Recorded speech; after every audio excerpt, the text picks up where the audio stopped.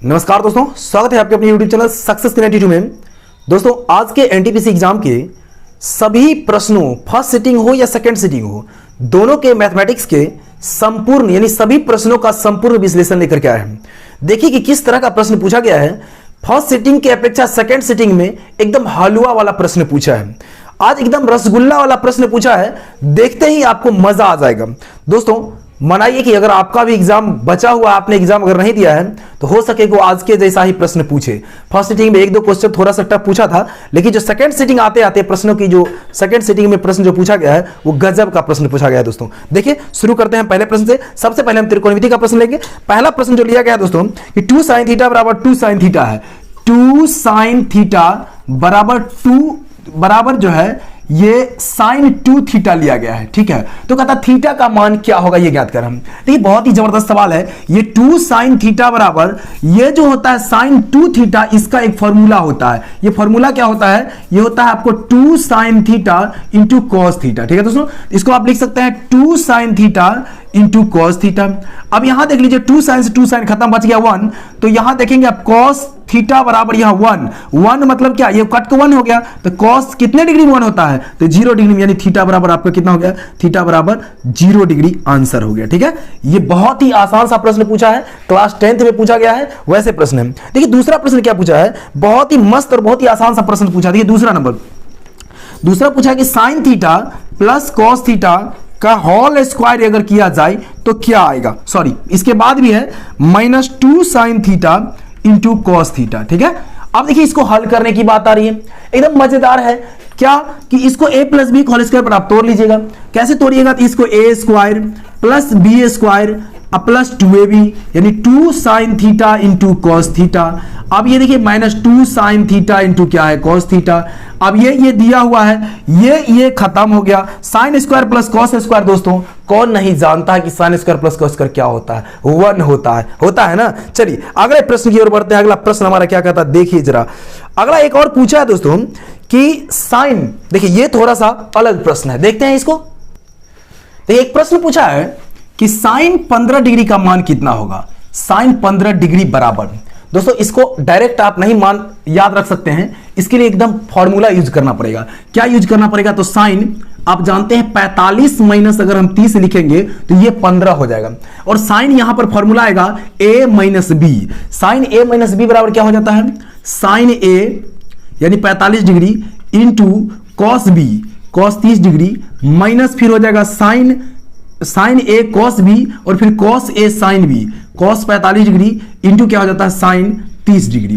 आप इसको हल कर लेंगे। हल क्या करेंगे? तो साइन 45 का मान होता है 1/√2 और कॉस 30 का अगर हम बात करेंगे तो √3/2 माइनस फिर कॉस 45 का मान देखेंगे तो ये आ जाता है 1/√2 और जब साइन 30 की बात करेंगे तो 1/2 हो जाता है।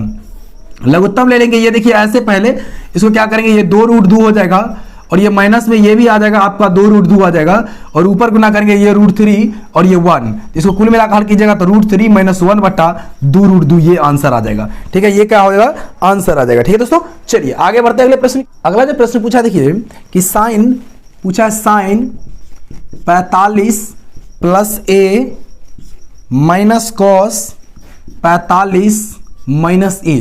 दोस्तों ये जो है प्रश्न सबसे जो है ये क्या था? डिफिकल्ट था। ठीक है, ये क्या था? आज के त्रिकोणमिति के प्रश्नों में सबसे ज्यादा डिफिकल्ट था। देखिए इसको हल कैसे करेंगे, बहुत ही लेकिन आसान तरीका हम बता रहे हैं। अब इसको साइन a प्लस बी बराबर फॉर्मूला लगाइए, साइन a प्लस बी। इसके लिए इंटरमीडिएट में आपने पढ़ा होगा शायद कि साइन a प्लस बी बराबर क्या हो जाता है? साइन a मतलब 45 डिग्री इंटू कॉस बी यानी a plus sine a into cos B plus cos a, cos यानी 45 डिग्री इंटू साइन बी यानी साइन हो जाएगा a। माइनस है तो माइनस दे दीजिए, कोस डाल दीजिए। कॉस a माइनस बी के लिए फॉर्मूला अलग होता है, कॉस a माइनस बी के लिए ये आता है दोस्तों कॉस a यानी कॉस 45 डिग्री। ठीक है, इंटू कॉस बी यानी कॉस फिर a, cos a into cos B और फिर क्या हो जाता है? Plus sine a into sine B यानी साइन कितना हो जाएगा? 45 डिग्री और फिर इंटू हो जाएगा साइन कितना? a। ठीक है, ये हो गया। इसको अब देखिए कैसे लिखेंगे, sine 45 into cos a plus हो जाएगा कॉस 45 इंटू साइन a। ठीक है, माइनस इसको जो रखिएगा ये हो जाएगा माइनस में आ जाएगा cos 45 into cos A, plus minus minus हो जाएगा, ये माइनस साइन 45 इंटू साइन ए। ठीक है, देख लीजिए एकदम कंप्लीट सॉल्यूशन बता रहे हैं एकदम आसान से। अब इसका वैल्यू को क्या हो जाएगा, देखिए साइन 45 का 1/, कितना √2 कॉस ए, 1/√2 कॉस ए। अब यहां अगर बात कीजिएगा साइन 45 1/√2 आइए साइन ए, कॉस 45 की अगर बात कीजिएगा तो ये क्या हो जाएगा 1/√2 कॉस ए, यानी ये 1/√2 कॉस ए, ये 1/√2 कॉस ए। फिर इसको बात कीजिए कॉस 45, ये भी 1/√2 साइन ए हो गया, ये भी है कोसाइन 45 मतलब 1/√2 साइन है, ये भी खत्म हो जाएगा। कुल मिलाकर आपका आंसर 0 हो जाएगा। इसका आंसर कितना आता दोस्तों, 0 आता। चलिए अगले प्रश्न की ओर बढ़ते हैं। अगला प्रश्न क्या कहता है देखिए जरा, आगे हम बढ़ते देखिए लॉस एंड प्रॉफिट से क्या क्या प्रश्न पूछा है, बहुत ही मजेदार प्रश्न सब पूछा है। एक प्रश्न है कि कहता है कि किसी वस्तु को 10% हानि पर बेचने पर 540 रुपए में नहीं बेचा जाता, 10% हानि लेकर 540 में बेचा जाता है। यानी कोई वस्तु है जिसमें 10% जो है यदि लॉस लिया जाता है तो उसको बेचा जाता है 540 में। तो कहता है क्रय मूल्य ज्ञात कीजिए, यानी इसको कॉस्ट प्राइस ज्ञात कीजिए। ठीक है, कॉस्ट प्राइस चाहिए, ठीक है, यानी क्रय मूल्य चाहिए। अब यहां देखिए दोस्तों कि 10% अगर हानि लिया किसी वस्तु की, इतना देखिए मजेदार सवाल है, 10% हानि उठाया मतलब कितना परसेंट बेचा, 90% में बेचा, और 90% में बेचा तो 540 में बेचा, तो हमको 100% क्रय मूल्य हो जाएगा। 90% मतलब 1% का आप निकालिएगा तो कितना हो जाएगा, 9×4 = 60, 0 0 खत्म, और 9×4 यानी 6 हो जाएगा, 6 हो जाएगा सीधा। और 100% आपको चाहिए तो 100% 6 × 100 यानी 600 हो जाएगा, 600 हो गया क्रय मूल्य। कितना आसान है। चलिए एक और प्रश्न जो पूछा है दोस्तों, देखिए कितना मजेदार प्रश्न सब पूछा है इसमें। एक पूछा है कि हाँ, अगर किसी वस्तु को देखिए दोस्तों 20% हानि पर बेचा जाता है, ठीक है, 20% हानि लेकर के उसको बेचा जाता है 4800 रुपये में। देखिए यहाँ 20% लॉस लेकर के उसको बेचा जा रहा है 4800 रुपये में। तो कहता है 20% प्रॉफिट लेकर के कितना में बेचा जाएगा, ये पूछ रहा प्रश्न। देखिए कितना मजेदार है। अगर आप 20% लॉस ले रहे हो तो कितने परसेंट में बेच रहे हो, 20% लॉस ले रहे हो मतलब आप बेच रहे हो कितने, 80% पर। यानी आपको 80% का वैल्यू मालूम है कितना, बताइए, 4800 रुपया, 4800। तो 1% का वैल्यू कितना हो जाएगा बताइए, 0 0 खत्म, 8 6 48, यानी 60 रुपया हो गया 1% का। आपको 20% प्रॉफिट चाहिए मतलब 120% पर आप चले गए, 20% प्रॉफिट मतलब 120%, तो 120% आपको चाहिए मतलब 120 मल्टीप्लाई 1% का है 60, इसको गुना कर दीजिएगा 12 6 72, 7200 रुपया हो जाएगा दोस्तों। कितना मजेदार परसेंटेज का प्रश्न पूछा है। देखते हैं और क्या परसेंटेज का कुछ पूछा है क्या।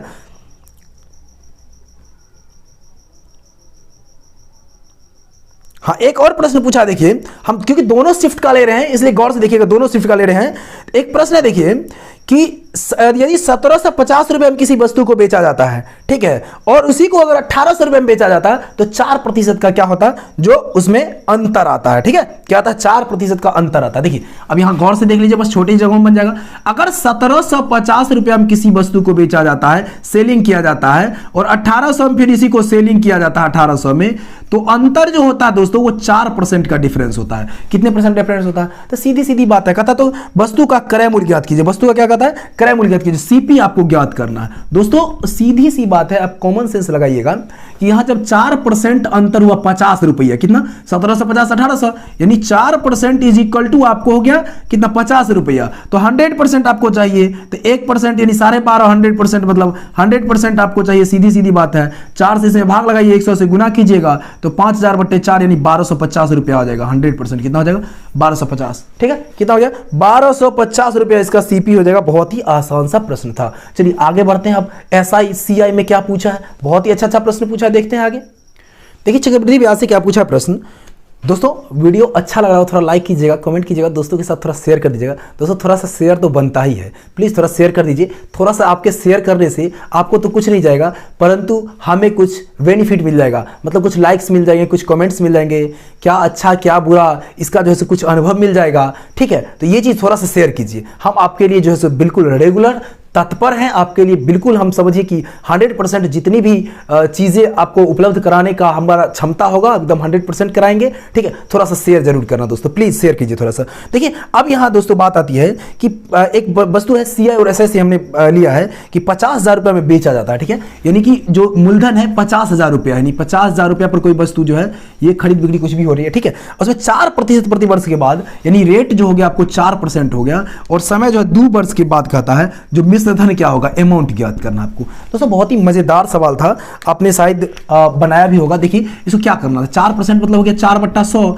4/100 लेते हैं 1/25, 1/25 को आप जोड़ देते हैं कितना होता है 26/25 हो जाता है। सिंपल 26/25 यानी 2 ईयर का है, इसको 2 बार आप ले लेते हैं 26/25 करके। अब इसी को तो आप गुना कर लीजिए मूलधन से, यानी जो ए बराबर आपका हो जाएगा वो 50,000 मल्टीप्लाई ये 26/25 गुने 26/25 हो जाएगा। अब काट लीजिए, 25 दूनी 50 हो गया, 2 से यानी 2000 आ गया, फिर 25 से काट दीजिए, 25 8 200 होता है 80 हो गया। अब इसको आप गुना कर लीजिए, 26 से कितना होता है 676, उसको 8 से गुना कर लीजिए, फिर एक जीरो बैठा दीजिए, 26 कितना हो जाएगा ये 676 मल्टीप्लाई 8 हो जाएगा, यानी 8 48 8 0 8 56 यानी 460 और 8 48 अच्छे कितना हो जाएगा 54080 इतना हो जाएगा आपका आंसर। ठीक है, ये आपका कितना हो जाएगा ये 54080 यानी 54,080 रुपया हो जाएगा। देखिए एक प्रश्न ये था, और एक प्रश्न बहुत ही अच्छा था, वो अंतर वाला था, वो कई बार से पूछ रहा, हर बार से पूछा है और हर बार हमने आपको बताया है। देखिए बहुत ही मजेदार प्रश्न अंतर वाला पूछा है। क्या पूछा है, एक मिनट कहां चला गया,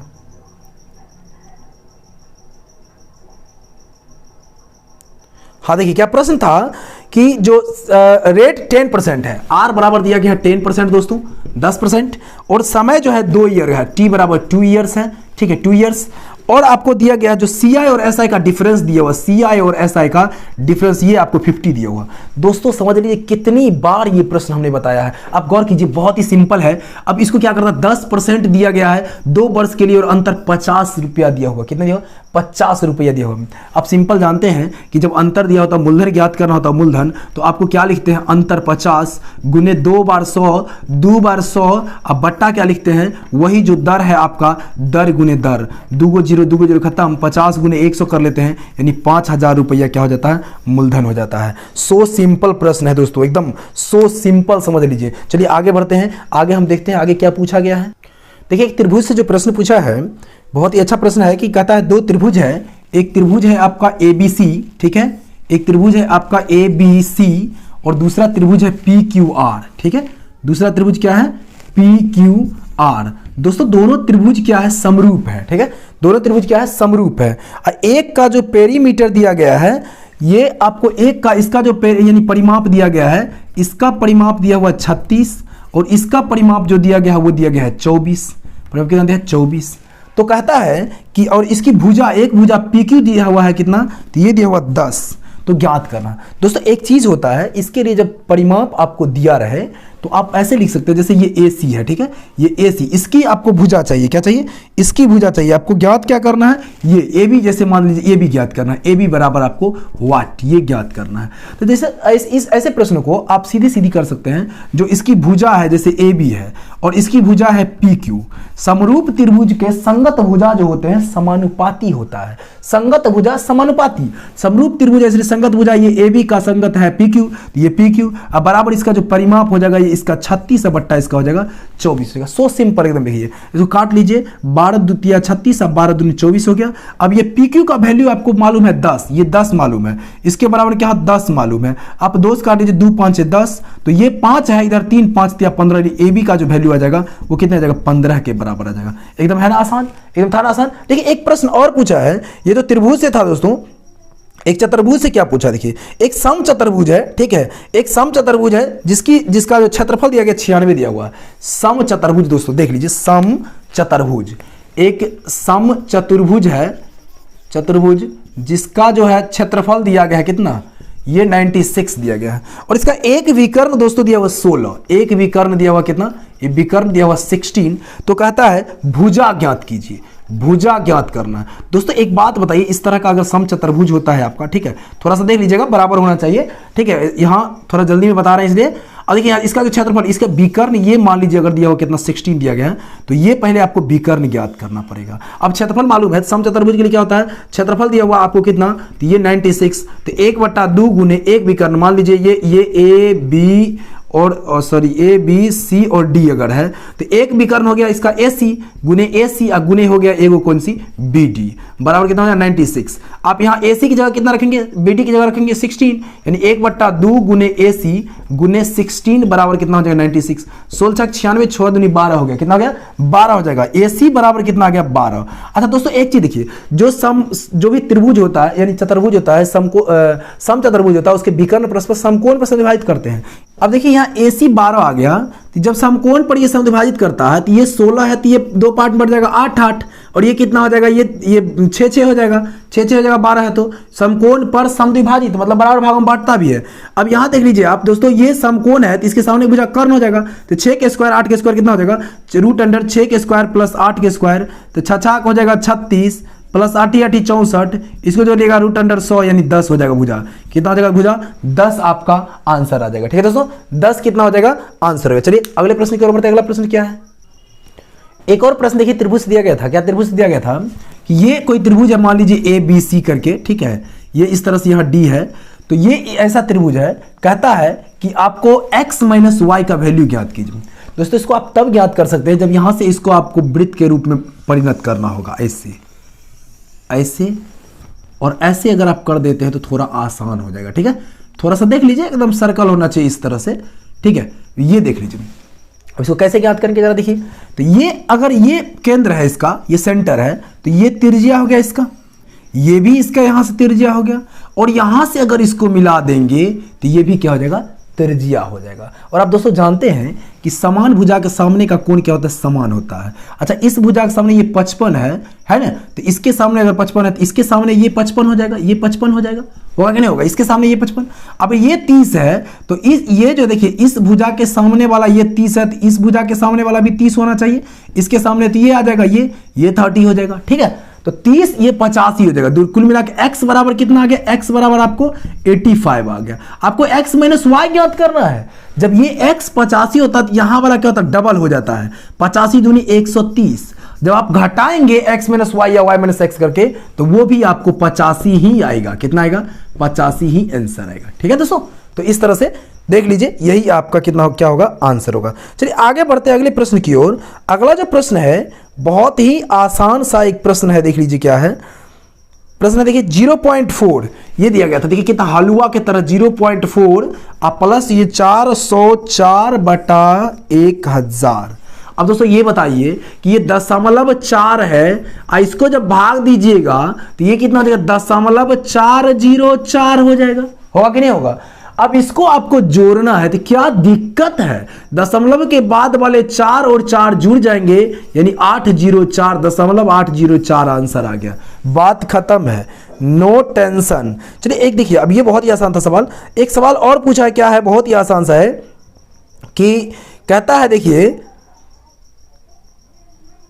0.23, ठीक है, क्या है 0.23, सवाल दिया गया 0.23 और का होल स्क्वायर, अब प्लस दिया गया 0.22 का होल स्क्वायर। अब इसको आप कैसे ज्ञात करेंगे, बहुत ही सिंपल। अब ये 23 के स्क्वायर आप जानते हैं 529 होता है, 22 के स्क्वायर आप जानते हैं कि 484 होता है। अब रहा दशमलव का बात, तो दशमलव के बाद देखिए इसमें 2 अंक है तो वर्ग हो जाएगा, तो वो 4 अंक में बदल जाएगा। 4 अंक यानी कि 1 2 3 दिया हुआ है, 0 डाल देंगे दशमलव, प्लस यहाँ भी एक 0 डाल के दशमलव। अब जोड़िएगा, पीछे जोड़ दिए 9 4 13, 3 हासिल 1, 8 2 10, 11 1 हासिल 1, 5 2 7, ये हो गया आपको 7, 0 डाल दीजिए, दशमलव, यहाँ भी दशमलव रहेगा, ठीक है, ये दशमलव रहेगा इधर, तो ये 0.0713 इसका क्या होगा, आंसर आ जाएगा। तो बहुत ही आसान कुछ प्रश्न पूछे हैं। देखिए आगे क्या पूछा, एक सवाल था कि 2 से 12 तक अभाज्य संख्या यानी प्राइम नंबर का जो 2 से 12 तक का जो प्राइम नंबर होगा उसका क्या भाग होगा।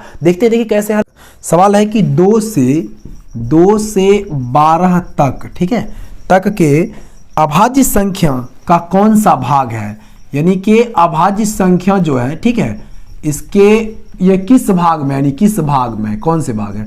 अब दोस्तों 2 से 12 तक कुल संख्या की अगर बात करेंगे, 2 से 12 तक इंक्लूड 2 भी और 12 भी, तो कितने हो जाएंगे बताइए, सो बताइए, ये कुल मिला कितना आ जाएगी, 11 संख्या आ जाएगा 2 से 12 तक में। अब देखिए इसमें क्या करेंगे, इसमें कहता है कौन सा भाग है दोस्तों, 2 से 11 तक में अभाज्य संख्या कौन कौन हो जाता है। देखिए एक हो जाएगा 2 3 5 7, उसके बाद हो जाएगा 11, नहीं हो जाएगा।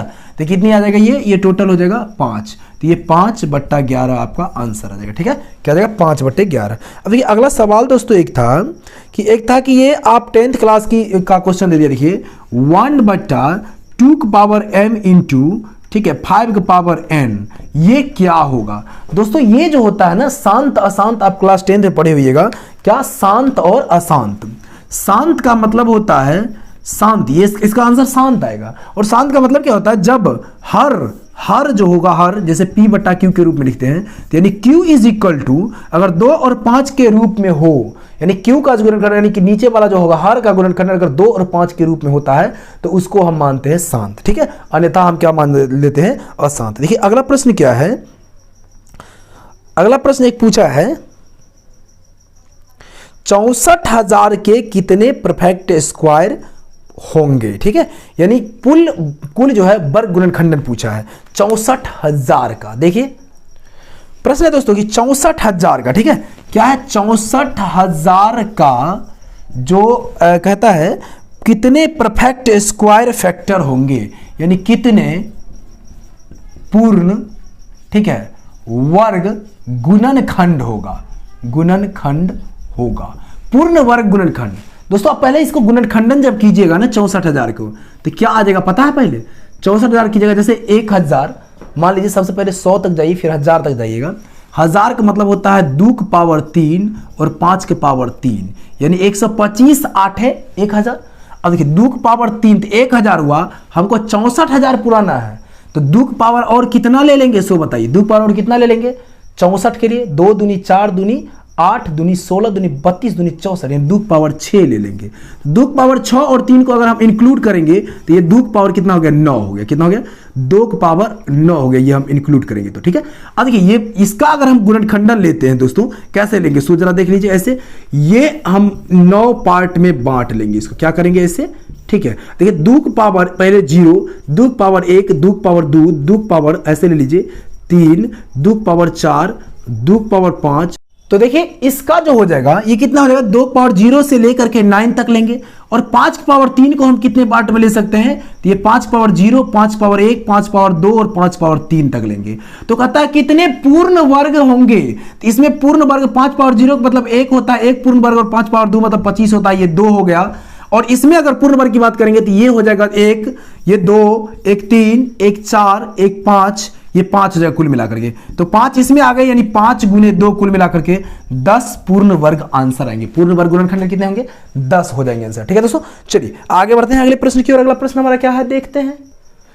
टाइम एंड वर्क का सवाल दोस्तों हम लास्ट में बताएंगे। वीडियो अच्छा लग रहा हो लाइक कमेंट जरूर कीजिए, शेयर कीजिए दोस्तों के साथ। अभी सबसे पहले हम जो बीज गणित से पूछा है और जो अन्य चीजों से पूछा, उनको अन्य चैप्टर से पूछा उसको बताते हैं पहले, बाद में हम बताएंगे आपको, बाद में जो बताएंगे वो आपको टाइम एंड वर्क वाला बताएंगे। तीन प्रश्न है वो बाद में बताएंगे। चलिए अब देखिए एक घनाभ से प्रश्न पूछा था कि एक घनाभ है, ठीक है दोस्तों, क्या है घनाभ है। घनाभ की जो लंबाई दी गई है वो आपको 2 दिया गया है, चौड़ाई दिया गया है 3 और ऊंचाई दिया हुआ है कितना 4। तो दोस्तों इसका जो आयतन होगा, वॉल्यूम होगा, वो क्या हो जाएगा, LBH होता है।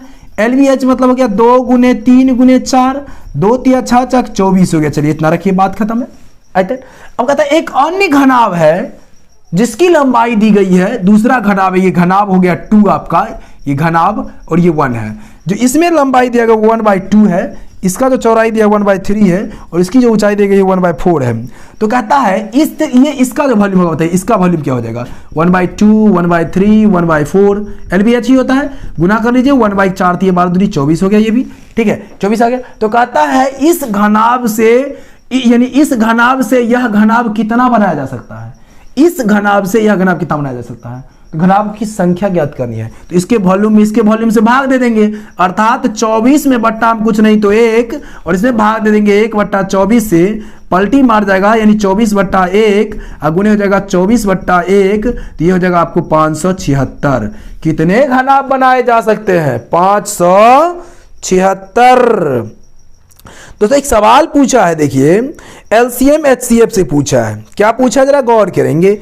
LCM कहता है 225 है, LCM 225, HCF जो दिया गया दोस्तों 15, सॉरी HCF 24 दिया गया है, और क्या कहता है कि फर्स्ट संख्या जो दिया गया है वो आपको 15, तो सेकंड संख्या ज्ञात करनी है। दोस्तों आप जानते हो क्या होता है, फर्स्ट संख्या गुने सेकंड संख्या is equal to LCM into HCF। अब यहाँ लीजिए, बैठा लीजिए, फर्स्ट आपको 15 है, सेकंड है, LCM 225 है, HCF 24 है, 15 है 225, सेकंड हो जाएगा 15 चौके 60, 15 दूनी 30, 6 36, 360 आपका आंसर। दोस्तों अगला प्रश्न देखते हैं क्या कहता है। कंप्लीट करा करके ही मतलब दम लेंगे आज हम, ठीक है। जब तक कंप्लीट नहीं होगा तब तक हम आपको छोड़ने वाले नहीं हैं। लीजिए देखिए दोस्तों, पूरा कंप्लीट आप लोग अगर वीडियो देखते हैं तो हमें भी खुशी मिलेगी, और कंप्लीट अगर देखते हैं तो जरूर कमेंट जरूर कीजिएगा। आपके कमेंट का हमें इंतजार रहेगा दोस्तों, बिल्कुल कमेंट कीजिए। एक प्रश्न बहुत ही आसान सा पूछा था दोस्तों, क्या पूछा था देख लीजिए। कहता है कि अगर कोई, लीजिए यहीं पे ले लेते हैं, कोई चीज दिया गया, कहता a+0 बराबर 0+a, यह किस नियम को फॉलो करता है। दोस्तों यह जो फॉलो करता है वह नियम है, आपको क्या पता है, क्रम विनिमय नियम। क्रम विनिमय, ये बहुत ही आसान सा था एकदम, समझ लीजिए। क्रम विनिमय क्या है, नियम है।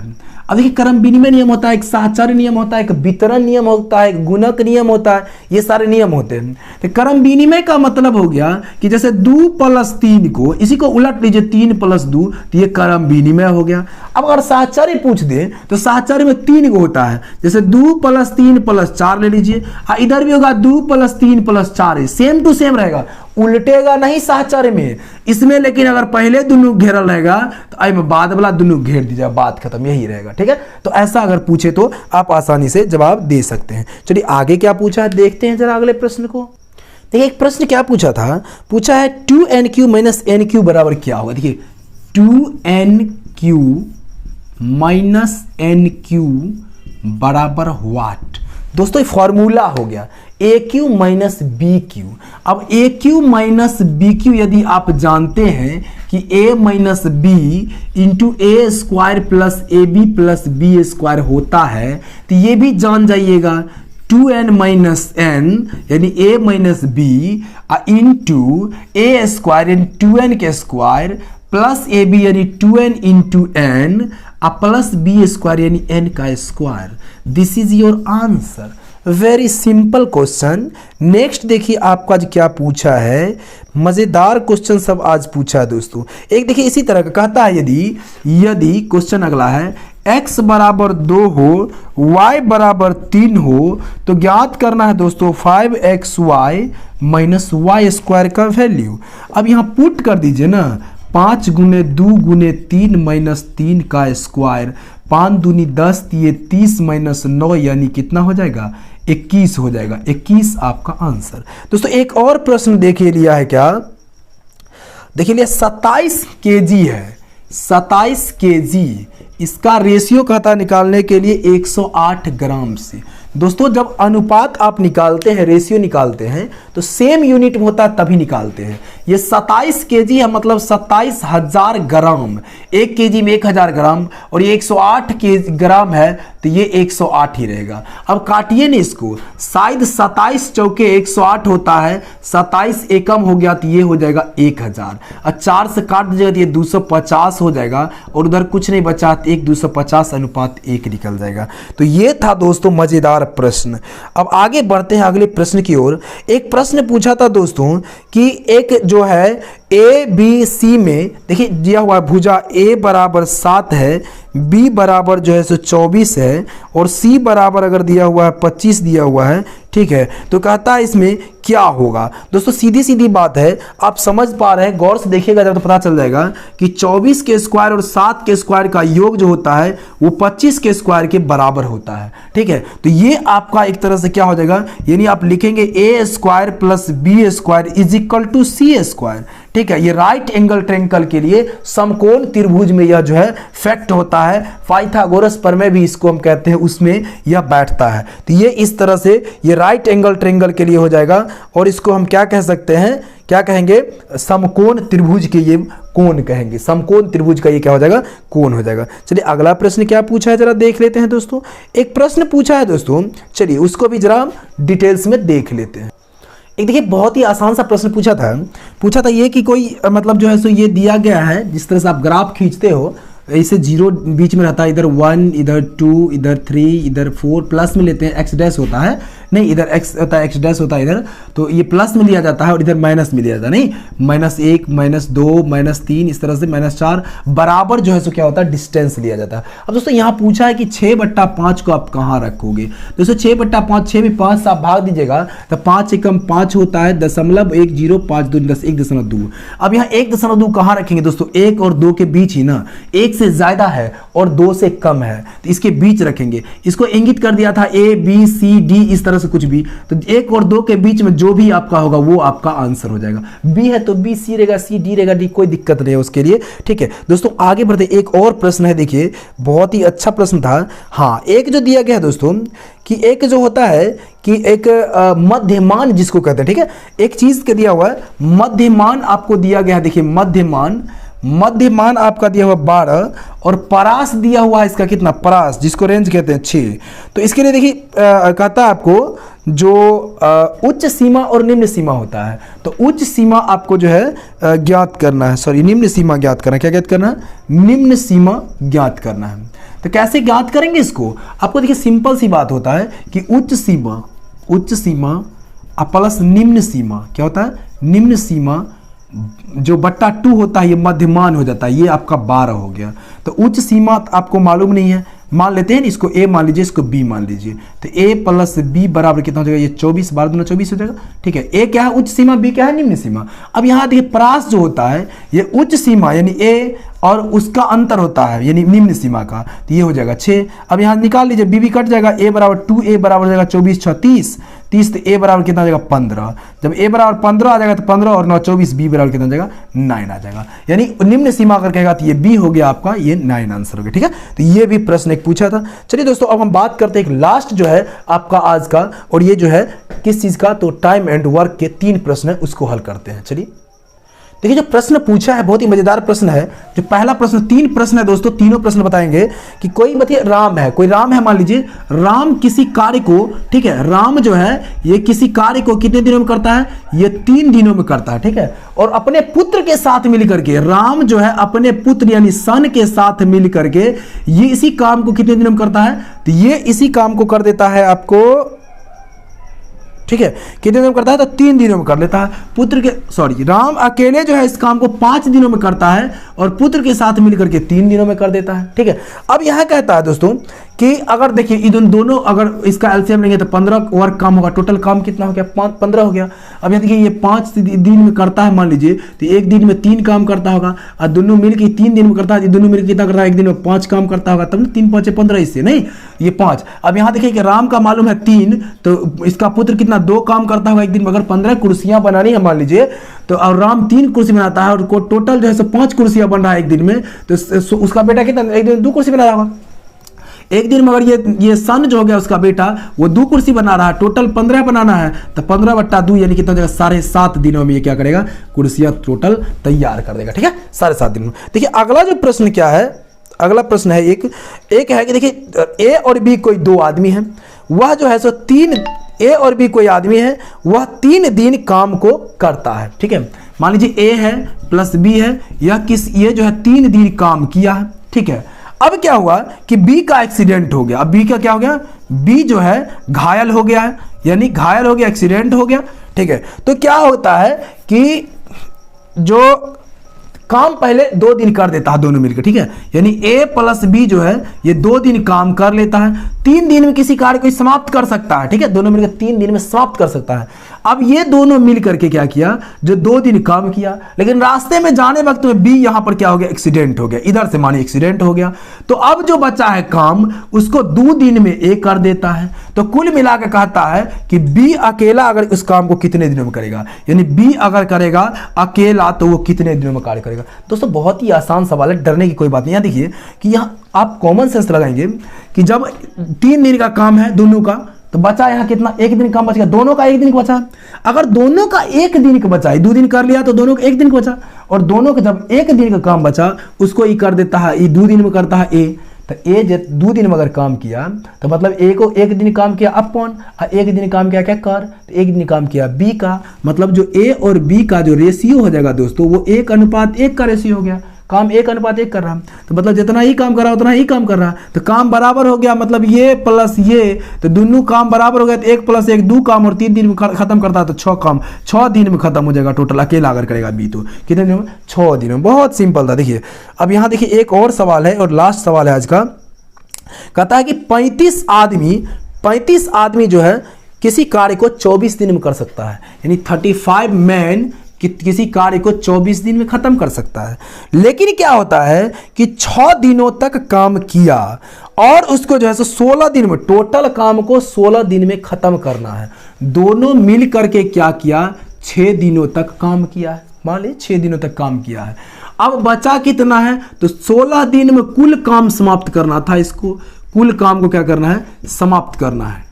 अब बताइए ये प्रश्न है, तो कहता है समाप्त करना है, तो इसमें आपको कहता है कि कितने आदमी की आवश्यकता होगा, कितने आदमी चाहिए होंगे। ठीक है, अब यहां लीजिए दोस्तों, बहुत ही मजेदार सवाल है ये भी, कि अब एक बात बताइए कि 35 आदमी 24 दिन काम करता है तो ये काम खत्म हो जाता है, लेकिन 6 दिन काम किया है 35 आदमी, तो अब 35 आदमी का काम कितने दिनों का बच गया है, 18 दिनों का बच गया है। अच्छा 6 दिन में किया है, टोटल काम समाप्त करना 16 दिन में, तो बचा है कितना दिन, 10 दिन बचा है, यानी x आदमी को 10 दिनों में काम समाप्त करना है। लीजिए इसी को हल कर लीजिए, बात खत्म हो जाएगा। 35 आदमी का काम 18 दिन का है और यहाँ 10 दिन में खत्म करना है, तो कितने आदमी टोटल लगेंगे, यहाँ टोटल निकल जाएगा, घटा लीजिएगा, यहाँ 5 दूनी 10, 5 7 35, 2 9 18, 9 7 63, यानी कुल आदमी 63 अगर लगेंगे तो 10 दिन में खत्म हो जाएगा। लेकिन इसमें 35 आदमी तो पहले से थे ही ना, 35 आप घटा दीजिएगा, यानी कितना हो जाएगा, 13 में से 5 गया 8, और ये कितना बच गया, 5 में से गया तो 28 आदमी चाहिए था। 28 मैन की और आवश्यकता होगी एक्स्ट्रा।